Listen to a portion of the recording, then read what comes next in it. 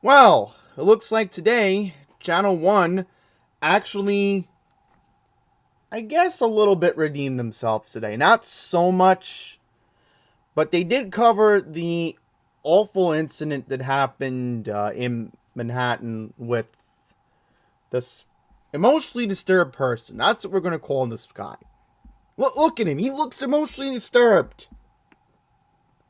You know, I will admit that I was labeled emotionally disturbed when I was a child for many reasons I don't want to talk about today, but maybe we'll talk about during Autism Awareness Month in April. But yes, today we are going to talk about how the emotionally disturbed are, again, part of the reason why Mayor Eric Adams is just again laughing at this behind the scenes. You know he is. In fact, they even brought it up in the papers today. That's how scary this was. So let's read the article from Channel 1. I can't believe I'm actually reading an article from Channel 1 today. That's very surprising. I'm actually doing that. So let's read this. A city man has been arrested and charged with connection with the stabbing death of a woman inside her Chinatown apartment over the weekend. The New York Police Department says Asmid Nash, age 25 of Manhattan, is charged with murder and burglary. Police said officers responded to a 911 call about 4:20 in the morning yesterday, February 13th, reporting a dispute inside of an apartment at 111 Christie Street. When the officers entered the apartment, they found 35-year-old Christina Yuna Lee in the bathroom with trauma to her body. Police sources said the woman has been stabbed. She was pronounced dead at the scene. Police said Nash was found barricaded inside the apartment. He was taken into custody after the incident and was evaluated at NYC Health Hospital's Bellevue as of Sunday afternoon, police said. Investigators believe he may have followed the victim into the building. Detectives are still looking to determine whether the incident was a hate crime. Well, could be, because my state senator John Liu thinks it could be. Sources say Nash had been arrested several times before, most recently in September and December of 2021. Records from the Manhattan District Attorney's Office show Nash is facing several charges in relation to those incidents, including criminal mischief, resisting arrest, harassment, and assault. The assault charges stem from an incident on September 28, 2021, the same block where Sunday's murder happened. Oh, yeah, and you got the mayor being a hypocrite. You got the mayor being a hypocrite. Look what he says. The police are investigating. We stand with our Asian community. The suspect is in custody, but the conditions that created him remain. The mission of the administration is clear. Yeah, you've been mayor now for a month, and you literally are lying behind your teeth, Eric Adams. You know, yeah, I bet last night you were only with the firefighters for how long, and then you went to another nightclub to watch the Super Bowl knowing you. Yeah, we know who you really are, Eric Adams. We really know who you are. Alright? I mean, he's a hypocrite. So at least Channel 1 did cover it last night. Restrained by officers, sources have identified as 25-year-old Asmid Nash, the man suspected of stabbing a woman to death inside her own apartment in Bowery. It could have been me. It could have been anybody in the building, and it just so unfortunately was. Look, 2 minutes they spent. That's a pretty good job. Her. I hate that it had to be anybody. This woman, afraid to show her face, lives in the building where the horrific attack happened. Police say around 4:30 Sunday morning, the suspect followed the victim, an Asian woman, 35-year-old Christina Yuna Lee, up to her apartment and stabbed her to death. One man whose daughter lives in the building. Yeah, it looked like it was right by a subway station. And they want to put a... And what's so crazy is they want to put a jail in Chinatown. It's part of the plan to replace Rikers. Remember that plan that Karen Consolwitz voted for before she left the city council? Yeah, she's probably laughing about this too. And she's not even in the council anymore. Her killing sparking a lot of concern and outrage from the Asian American community. Maybe this is a hate crime. Maybe this is not a hate crime. But it's yet another Asian woman, another Asian American who has been brutally attacked and killed in her own home. Yes. Think about that. as police continue their investigation. Yes, I'm in agreement with my New York State Senator. All right, this is very disturbing. Remember, an Asian woman was pushed onto the tracks in January at Times Square. Okay? Understand that. Understand what I'm saying here. All right, this is serious. And yet all my Long Island friends are probably tuning this all out. They're like, oh, we don't care that there's anti-Semitic or Asian hate crimes going on where our friend in Queens lives or anywhere else in the city.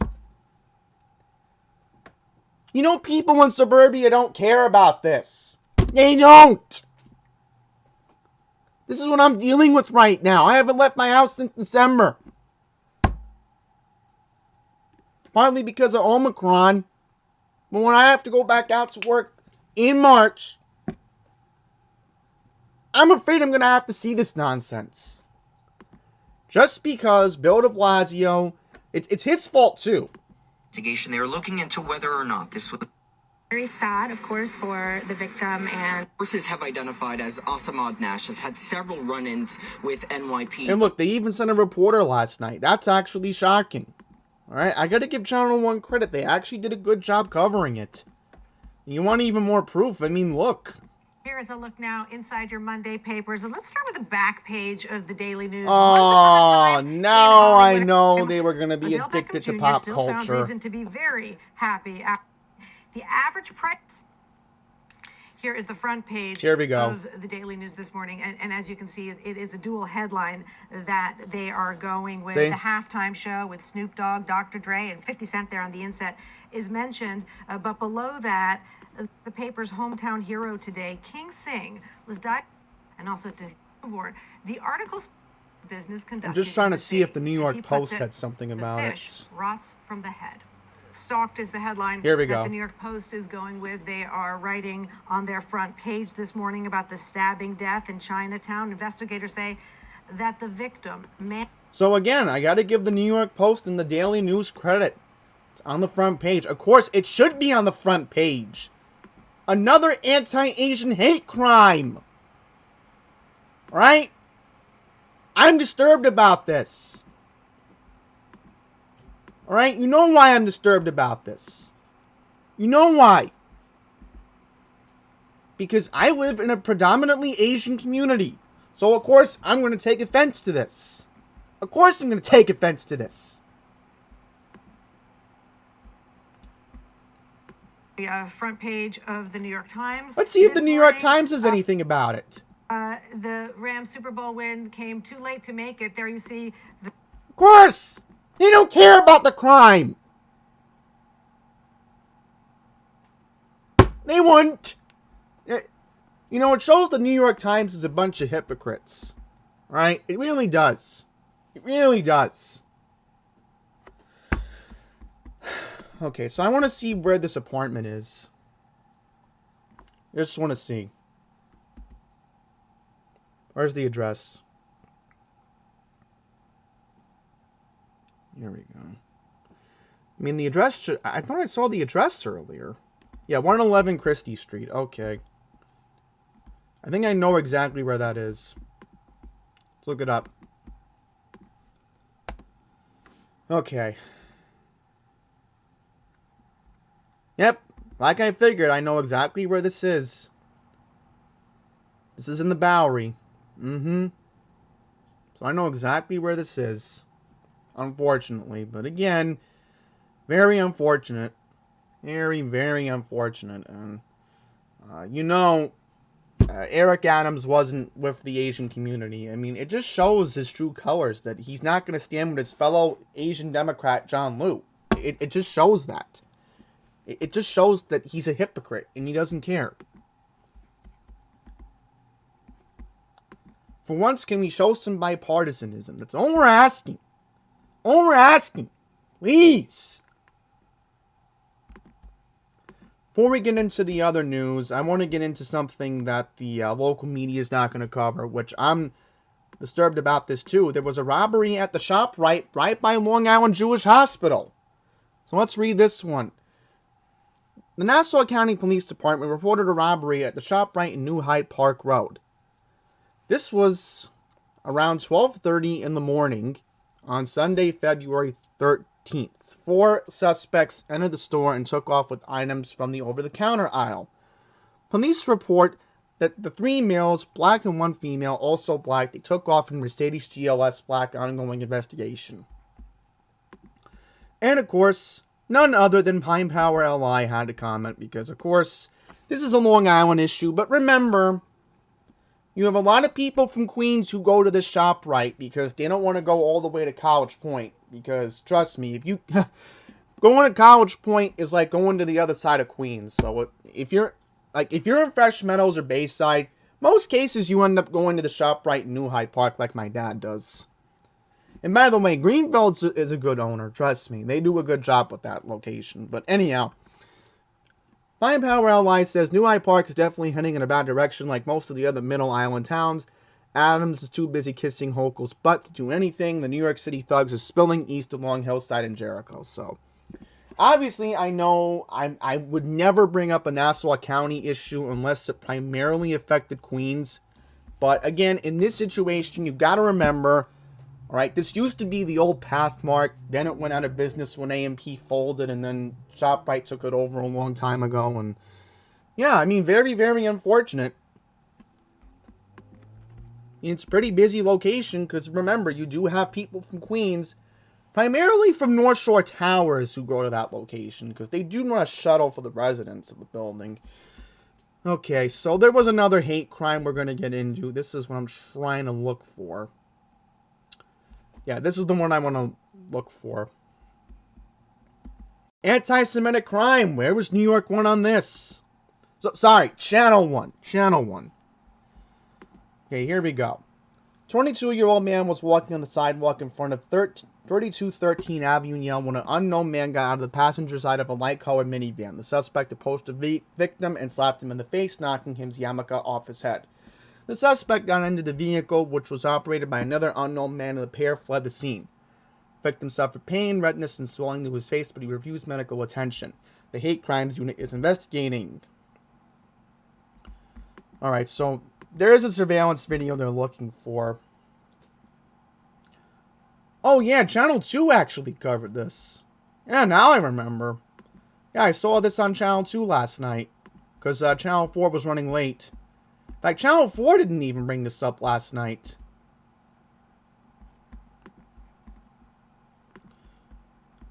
I mean, that's disturbing. You know, another anti-Semitic hate crime. And again,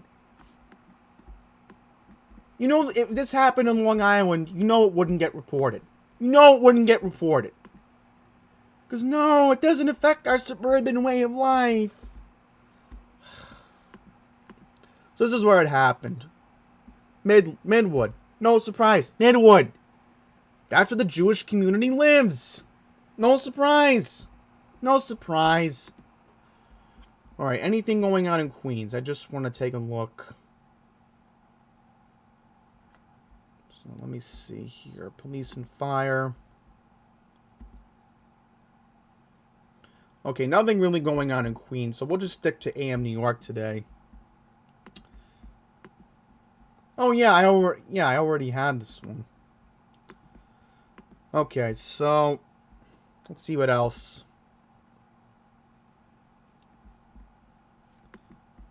Yeah, so I'm gonna organize this. Oh, look at this. We'll actually read the East Village one first. Yeah, we'll read that one first. Good idea. Let me read this.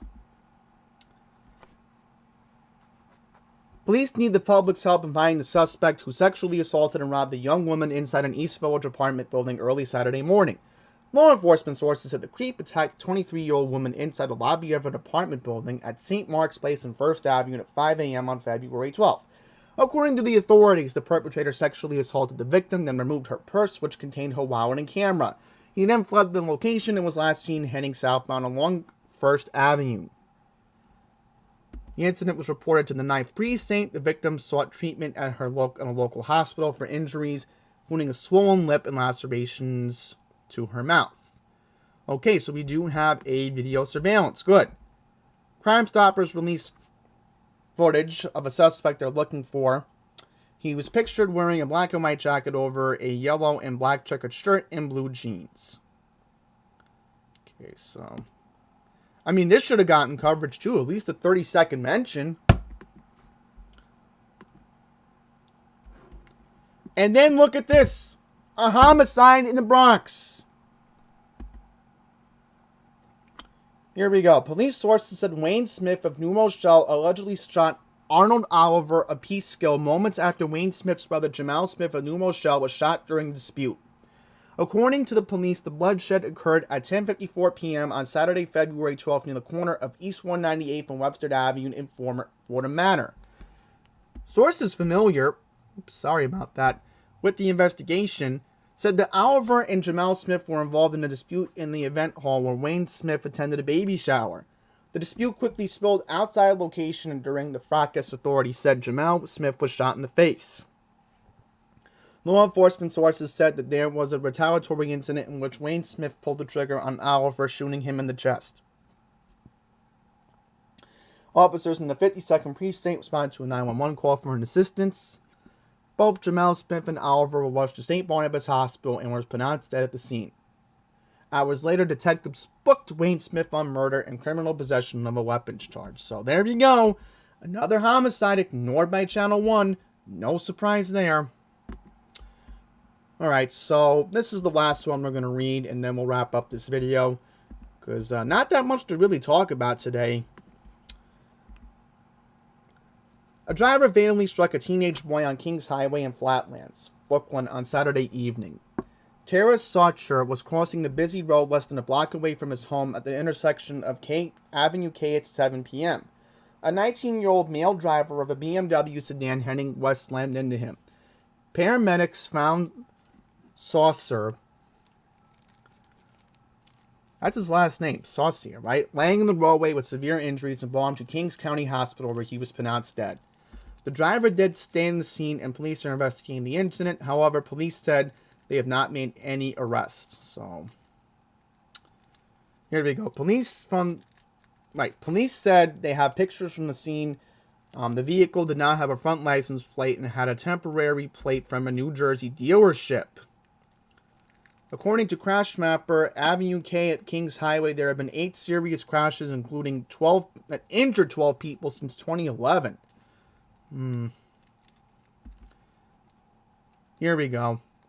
The complex Southern Brooklyn Junction has cars crossing from Troy Avenue, and the Department of Transportation in recent years has added painted pedestrian medians lined with plastic flappers to break up the long crosswalk traversing Kings Highway and calm down traffic. Saucier State marks the second minor to die due to traffic in less than a week and the third child seriously injured by a driver. On Wednesday, a driver reversed into and critically wounded a 5-year-old boy in nearby Midwood.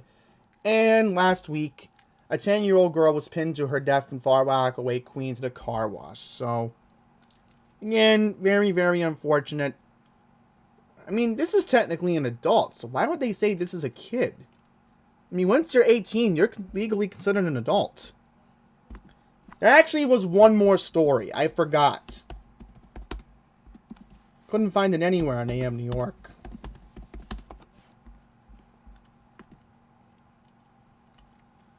Here we go. I can't seem to find it.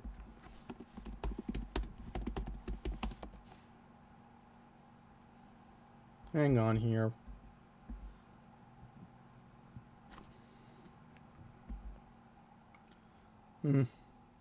Can't really seem to find it. Thought there was something that happened at Union Square. Unusual. Here we go. This is it. Can only find one article, so we'll just read from Fox 5. Here we go. At 6 a.m. on February 12th, the victim bumped into another man on the southbound Q train platform at Union Square. A fight broke out, and the suspect then took out a razor and slashed the victim on the ear, neck, and hand. The suspect got on the train as it pulled out of the station. The victim was taken to Bellevue Hospital for his injuries and is expected to recover.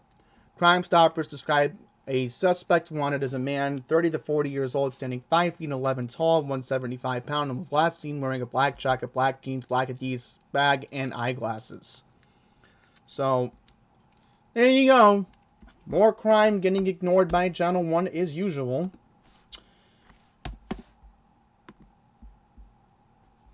That's pretty much going to wrap up this video. I mean, I'm glad Channel 1 did cover the stabbing in Chinatown, which again, that's very unfortunate. And this thug needs to be in jail for life for what he did. I mean, if anything, they can legally pursue federal charges. Because this thug needs to go to jail. That's the bottom line. He's an EDP who's a thug. Bottom line. So that's it. Stay safe out there. Thank you for watching.